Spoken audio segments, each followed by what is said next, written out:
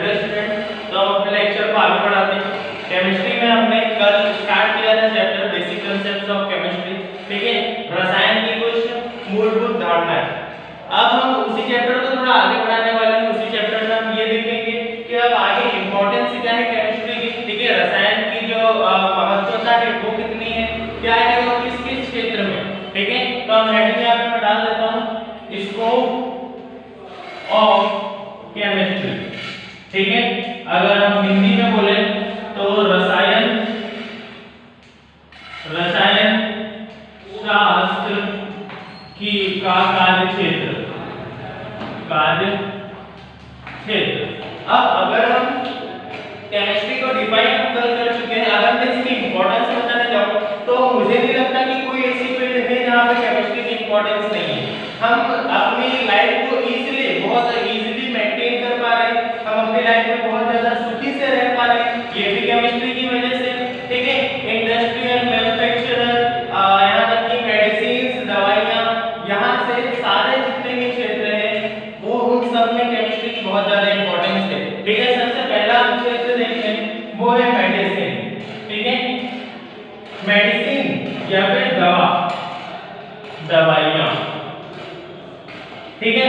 अगर दवाइयों के क्षेत्र में देखें तो इतने सारे ड्रग्स हैं, इतने सारे केमिकल्स हैं जिनसे मिलाकर दवाइयां बनाई जाती हैं, ठीक है। अलग अलग टाइप के डिफरेंट टाइप के ड्रग्स होते हैं, उन ड्रग्स को अगर हम मिलाते हैं तभी जाके हम एक इंपॉर्टेंस समझ पाते हैं कि मेडिसिन की या फिर केमिस्ट्री की वहां पे इंपॉर्टेंस क्या है, उनका केमिकल कंपोजिशन कितना है। अगर हम मेडिसिन को, किसी भी मेडिसिन को, किसी भी दवाई को, टैबलेट को, ट्यूब को पीछे अगर पलटा के देखेंगे तो हमें वहां पे पता चलेगा कि इसमें कितने टाइप के केमिकल्स, कितने टाइप के ड्रग्स इसमें मिले हुए हैं, जिनके एक पर्टिकुलर कॉम्बिनेशन से, पर्टिकुलर कंपोजिशन से ये दवाई मिलकर उससे बनी हुई है। तो ये हो गया हमारा मेडिसिन में केमिस्ट्री का सबसे इंपॉर्टेंस। इसके बाद अगर हम आते हैं तो सेकंड इंपॉर्टेंस इसकी किसमें है, एग्रीकल्चर में, ठीक है। एग्रीकल्चर की अगर मैं बात करूं हिंदी में तो कृषि विभाग में भी केमिस्ट्री की जो इंपॉर्टेंस है वो बहुत ज्यादा है। कैसे ज्यादा है, तो हम जो खेती करते हैं, ठीक है, खेती अगर किसान करता है तो उसमें बहुत सारे खाद लगते हैं, ठीक है, खाद लगते हैं, फर्टिलाइजर्स लगते हैं, इंसेक्टिसाइड्स लगते हैं। अब उन पौधों को कीड़ों से बचाना है तो उससे हमें बहुत सारे केमिकल्स, इंसेक्टिसाइड लगाने पड़ेंगे। अगर हमें जमीन की उपजाऊता बढ़ाना है तो हमें उसमें खाद, फर्टिलाइजर्स, इन सब का यूज करना पड़ेगा, ठीक है। मतलब उसमें भी क्या होते हैं, बहुत सारे केमिकल्स, जैसे कि कुछ एग्जांपल्स मैं आपको दे देता हूं, DDTs, फर्टिलाइजर्स, इंसेक्टिसाइड्स और इस टाइप के अनेकों प्रोडक्ट्स उसमें यूज किए जाते हैं जो कि किससे रिलेट करते हैं, केमिस्ट्री से रिलेट करते हैं। बहुत सारे केमिकल कंपोजिशन से मिलाकर ये प्रोडक्ट बनाए जाते हैं। DDT की अगर मैं बात करूं तो ये खेती में यूज की जाती है, ठीक है, इंसेक्ट्स को मारने में। DDT इंसेक्टिसाइड जो होगा ये हमारे किसमें यूज किए जाते हैं, इंसेक्टिसाइड्स का प्रॉपर मीनिंग की क्या है कि वहां पे खेती किसानी में जो भी पौधे होते हैं उन पे जो कीड़े लग जाते हैं, ठीक है, उनको मारने के लिए इंसेक्टिसाइड्स, DDT यूज किए जाते हैं। फर्टिलाइजर्स हो गए, फर्टिलाइजर्स का भी यूज यही है कि वो उसको प्रोटेक्ट करते हैं। सेकंड चीज जमीन की उपजाऊता बढ़ाती है, खाद, ठीक है, ये सारी चीजें जो है ये किससे रिलेट करती हैं, हमारी केमिस्ट्री से। इसी को थोड़ा और आगे बढ़ाते हैं और देखते हैं हमारी प्रैक्टिकल लाइफ में, ठीक है। तो अगर मैं बात करता हूं सुख सुविधा की अगर हम बात करते हैं ह्यूमन लाइफ की सुख सुविधा या फिर वेल मेंटेनेंस लाइफ,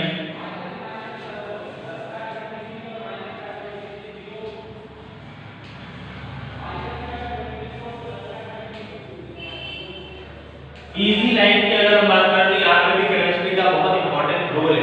हम जिन घरों में रहते हैं वहां पे जो प्रोडक्ट्स यूज होते हैं, जैसे कि सीमेंट से ये पूरा घर बना हुआ है, सीमेंट, पीओपीज, इस टाइप के जितने भी प्रोडक्ट हैं ये भी किससे रिलेट करते हैं, केमिस्ट्री से, ठीक है। सीमेंट की अगर हम बात करें तो उसमें बहुत सारे अलग अलग एलिमेंट्स मिले रहते हैं, बहुत सारे अलग अलग कंपाउंड्स मिले हुए होते हैं, ठीक है। लाइमस्टोन हो गया, जिप्सम हो गया, जिनकी वजह से क्या होता है हम सीमेंट को इजीली यूज कर पाते हैं। सेकंड चीज उससे घर बना पाते हैं और मतलब एक तरीके से हमारी लाइफ को क्या बनाता है, इजी बनाता है, ठीक है। इसके बाद अगर हम हमारी लाइफ के आगे बढ़ते हैं तो एनर्जी रोल है। एनर्जी या फिर मैं बोल सकता हूं ऊर्जा, ठीक है। एनर्जी की अगर हम बात करते हैं, एनर्जी के जितने, अब देखो यूनिवर्स में जो आगे चल के ट्रेंड आने वाला है, या फिर मैं बोल सकता हूं कि आगे की जो इन्वेंशंस है वो हम एनर्जी ढूंढ रहे हैं, एकदम क्लियर एनर्जी, प्योर एनर्जी हम ढूंढ रहे हैं न्यूक्लियर रिएक्शंस में, ठीक है। हम ऐसा सोच रहे हैं कि नाभिकीय अभिक्रियाओं से हम क्या ले पाए, क्या एक्सट्रैक्ट कर पाए, एनर्जी एक्सट्रैक्ट कर पाए। सेकंड चीज हम देख रहे हैं कि न्यूक्लियर रिएक्शंस जो है उनसे हम एनर्जी को एक्सट्रैक्ट कर पाए। तो एनर्जीज की भी क्या हमें केमिस्ट्री का बहुत ज्यादा इंपॉर्टेंट रोल है। आगे चल के हम पढ़ेंगे कि एनर्जी से हम आगे कितना कुछ कर सकते हैं, या फिर एनर्जी हम केमिस्ट्री की हेल्प से कैसे और ज्यादा एक्सट्रैक्ट कर सकते हैं, उसको कितना ज्यादा प्योर बनाया जा सकता है। ये तो हो गई हमारी इंपॉर्टेंस ऑफ केमिस्ट्री, ठीक है, केमिस्ट्री की क्या इंपॉर्टेंस है। अब हम बात करते हैं क्या कि केमिस्ट्री किन किन स्कोप्स में काम कर सकता है। अगर मैं बात कर रहा हूं मेडिसिन की, तो मेडिसिन में भी केमिस्ट्री का अपना रोल देख लीजिए, ठीक है। जितने भी ड्रग होते हैं उनके कंपोजिशंस होते हैं वो सारे केमिस्ट्री से बिलोंग करते हैं। सेकंड, केमिस्ट्री सिर्फ और सिर्फ यहां तक सीमित नहीं है कि उसमें कुछ केमिकल एलिमेंट्स या केमिकल कंपाउंड्स होते हैं, ठीक है। मैटर जो फिजिक्स का पार्ट है वो भी केमिस्ट्री के अंदर आता है। बहुत सारे लॉ हैं लिक्विड्स के, ठीक है, स्टेट्स ऑफ मैटर में जो स्टेट्स होती हैं उनके ऊपर भी केमिस्ट्री के बहुत सारे लॉ हैं जिन पे वहां पे भी केमिस्ट्री वर्क करती है। अभी हमने कुछ स्कोप्स पढ़े केमिस्ट्री के, जैसे कि एनर्जी के भी हाथ में हो गया, उसके बाद मेडिसिन के भी हाथ में हो गया, एग्रीकल्चर के भी हाथ में हो गया। ये कुछ ऐसे सेक्टर्स हैं हमारे वर्ल्ड के, ऐसे सेक्टर्स हैं जिनका इंपॉर्टेंस हमारी लाइफ में बहुत ज्यादा है। अगर मैं मेडिसिन की बात कर रहा हूं तो मेडिसिन का इंपॉर्टेंस आप सभी जानते ही हैं, एग्रीकल्चर का इंपॉर्टेंस आप सभी जानते ही हैं, ठीक है। हमारी जो वेल लाइफ है इसका भी इंपॉर्टेंस आप जानते ही हैं। तो इस तरीके से हमारा जो पूरा यूनिवर्स है वो कहीं ना कहीं केमिस्ट्री पे भी डिपेंड करता है। इसके बाद इसी चैप्टर में जब हम आगे बढ़ते हैं तो एक टॉपिक दिया हुआ है, थोड़ा फिजिक्स से जरूर रिलेट करता है लेकिन इंपॉर्टेंस उसका केमिस्ट्री में भी बहुत ज्यादा है, ठीक है। यूनिवर्स की अगर मैं बात कर रहा हूं या फिर ब्रह्मांड की अगर हम बात करते हैं तो वो दो चीजों से मिलकर बना हुआ है। एक होता है मैटर और दूसरा होता है एनर्जी। मैटर और एनर्जी इन दो चीजों से मिलकर हमारा पूरा ब्रह्मांड बना हुआ है, ठीक है। अगर हम मैटर की बात करते हैं तो इसे हम हिंदी में पदार्थ बोलते हैं, एनर्जी की बात करते हैं तो एनर्जी को ऊर्जा बोला जाता है। मैटर और एनर्जी इन दो चीजों से मिलकर हमारा पूरा यूनिवर्स बना हुआ है। अब अगर इस चैप्टर में या फिर आगे भी हम केमिस्ट्री में जो पढ़ने वाले हैं वो बहुत ज्यादा रिलेट करता है सिर्फ और सिर्फ किससे, मैटर से। अभी हम एनर्जी की कोई बात नहीं करेंगे, हम सिर्फ और सिर्फ किसकी बात करेंगे, मैटर की बात करेंगे। मैटर क्या होता है, ठीक है। तो 10th में 9th से हम डेफिनेशन पढ़ते आ रहे हैं मैटर की, पदार्थ, और इसी को हम क्या बोलते हैं, मैटर। अब मैटर क्या होता है, मैटर की हमने डेफिनेशन 9th में पढ़ी थी। तो 9th में डेफिनेशन क्या है, एक ऐसी कोई भी वस्तु जो कि कुछ उसका द्रव्यमान हो, ठीक है, कुछ जगह घेरती हो और अपनी इंद्रियों से किसी एक इंद्रिय का यूज करके हम उसको सेंस कर पाए, ठीक है, हम उसको क्या कर पाए, फील कर पाए, उसको हम क्या बोलेंगे, मैटर। इंग्लिश में अगर हम बोले तो कोई से भी ऐसा सब्सटेंस जिसका कुछ मास हो, जैसे कि ये डस्टर है, इसको अगर मैं मेजर करूंगा, इसको अगर मैं तोड़ूंगा तो इसका कुछ मास होगा। मैं इसको इस हाथ पे रख रहा हूं तो इसने कुछ स्पेस घेरी हुई है, ठीक है, स्पेस इसने ऑक्यूपाई की है कुछ। उसके बाद मैं इसको टच कर पा रहा हूं। टच कर पाना मतलब क्या है, ये मेरा सेंस है। 5 सेंस ऑर्गन्स होते हैं हमारा, ठीक है, स्मेल कर पाना, फील कर पाना, ये सारे क्या है, हमारे सेंसेस हैं। तो उसी के हिसाब से मैं इसको क्या कर पा रहा हूं, टच कर पा रहा हूं। तो एक सेंस मैंने इसमें यूज किया है, इसका मतलब ये क्या है, मैटर। मैटर की डेफिनेशन हमने समझ ली, एक ऐसा कोई भी सब्सटेंस जिसका कुछ द्रव्यमान हो, मतलब उसका कुछ मास हो, वो कुछ ना कुछ स्पेस ऑक्यूपाई करे, मतलब उसको जब अगर कहीं हम पुट कर रहे हैं तो वहां पे वो जगह उतनी लेना चाहिए। थर्ड है, कोई ना कोई इंद्रियों को हमें उसे पहचानने में यूज करना चाहिए, ठीक है। तो अगर ऐसी कोई चीज है, जैसे कि अगर मैं बात कर रहा हूं तो अपने लाइफ में तो चेयर, डस्टर अभी हमने देखा, डस्टर, उसके बाद चॉक, इस तरीके से ये जितने भी प्रोडक्ट्स हैं, इसके अलावा ढेर सारे प्रोडक्ट्स, या फिर अगर मैं बात करूं तो बहुत सारे जितने भी अभी हम देख पा रहे हैं, सुन पा रहे हैं, ये सारी चीजें क्या है, मैटर। ठीक है, मैं देख पा रहा हूं यहाँ पे बेंचेस है, ये क्या है, मैटर है। इधर गेट है, ये भी क्या है, मैटर है। मैं जिस बोर्ड पे लिख रहा हूँ ये भी क्या है, मैटर से मिलकर बना हुआ है। मैं जिस चौक से लिख रहा हूँ मैटर से, मैं जिससे मिलकर बना हुआ हूँ वो भी क्या है, मैटर है। तो इस तरीके से हमारा पूरा यूनिवर्स दो चीजों से मिलकर बना हुआ है, एनर्जी और मैटर। तो जो भी हम फिजिकली देख पा रहे हैं, टच कर पा रहे हैं, फील कर पा रहे हैं, वो सब क्या है, मैटर। ठीक है, इसके बाद अब मैटर क्या है, मैटर की कुछ स्टेट्स होती हैं। ठीक है, मैटर अगर कोई बोलेगा कि मैटर को हम पहचानेंगे कैसे, तो मैटर तीन स्टेट्स में पाया जाता है। पहली स्टेट है सॉलिड,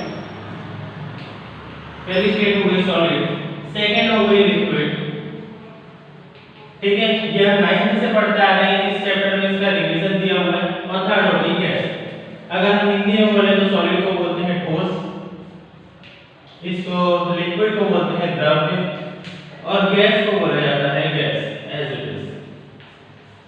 ठीक है, ठोस, लिक्विड और गैस, मतलब ठोस, द्रव्य और गैस, ये तीन स्टेट्स होती हैं मैटर की। अगर मैं बात कर रहा हूं तीनों स्टेट्स का एग्जांपल देता हूं। डस्टर, ये क्या है, सॉलिड है। ठीक है, हमें दिख रहा है ये क्या है, सॉलिड है। सेकंड चीज, ये एक हो गई स्टेट इसकी। ठीक है, सॉलिड स्टेट में हमने देख लिया एग्जांपल क्या होगा उसका, डस्टर हो गया। सेकंड लिक्विड, लिक्विड में क्या होगा, वाटर। ठीक है, वाटर की अगर मैं बात करता हूं तो यहाँ पे जो लिक्विड है, लिक्विड का परफेक्ट एग्जांपल मैं ले लेता हूं यहाँ पे वाटर। इन तीनों की मैं पहचान भी बताऊंगा जिसके एग्जांपल मैं ले रहा हूं। यहाँ पे मैं निकल गया था डस्टर। गैस की मैं एग्जांपल लेता हूं तो हमारे आसपास क्या प्रेजेंट है, एयर। तो एयर क्या होगा, हमारा गैस का एग्जांपल। अब देखो सॉलिड, ठोस, डस्टर, मैंने तीन चीजें कौन सी बताई थी आइडेंटिफिकेशन में। पहला था कि उसका कुछ मास होना चाहिए, दूसरा था कि वो कुछ स्पेस ऑक्यूपाई करना चाहिए, मतलब जगह को घेरना चाहिए, तीसरा क्या था कि हमारे कोई सेंसेस उसमें यूज होने चाहिए। इसको अगर मैं लिखूं तो द्रव्यमान,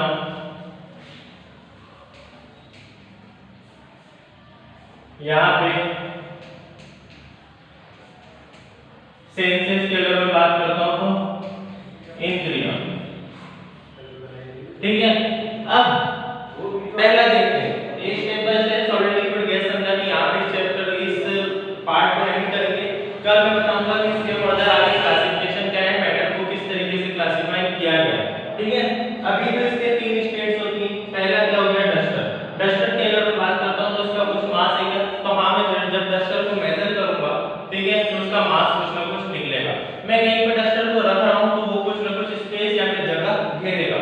थर्ड, मैं उसको टच कर पा रहा हूं, ठीक है, फील कर, टच कर पा रहा हूं, तो ये क्या हो गया, हमारा थर्ड सेंस, मतलब सेंसेस भी हमने इसमें यूज कर लिए। तो इसका मतलब डस्टर क्या हो गया, हमारा मैटर है।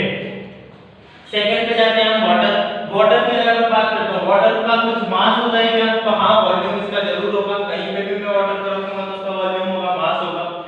स्पेस की अगर मैं बात करता हूं तो इसको कहीं पे भी रखूंगा, मैं किसी बीकर में डालता हूं तो वो कुछ ना कुछ वॉल्यूम स्पेस उसकी ऑक्यूपाई करेगा, तो हाँ ये भी क्या होगा, करेक्ट हो गया। थर्ड सेंसेस, तो वाटर को मैं क्या कर पा रहा हूं, टच कर पा रहा हूं, तो ये भी क्या हो गया, हमारा हमने इंद्रियों का प्रयोग कर लिया, मतलब सेंसेस का यूज कर लिया, तो वाटर भी क्या हो गया, हमारा मैटर। थर्ड पे आते हैं गैस। गैस मतलब एयर। एयर की अगर मैं बात करता हूं, सबसे पहले एयर का कुछ मास होता है क्या, ये थोड़ा सोचने वाला क्वेश्चन जरूर है, लेकिन एयर का कंफर्म मास होता है। ठीक है, आगे मैं बताऊंगा कि इसकी यूनिट्स वगैरह क्या होती है। अभी केवल एक एग्जांपल से मैं समझा देता हूं। एग्जांपल क्या है मैं बताता हूं।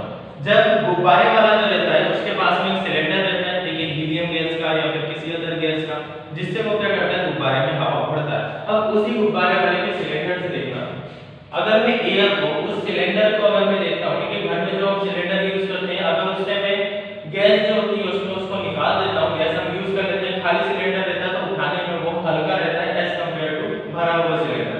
जो भरा हुआ सिलेंडर रहता है उसमें गैस भरी हुई रहती है, गैस का मास होता है, तभी जाकर वो क्या होता है, थोड़ा और ज्यादा भारी होता है। तो ये तो कंफर्म हो गया कि मास गैस का होता है।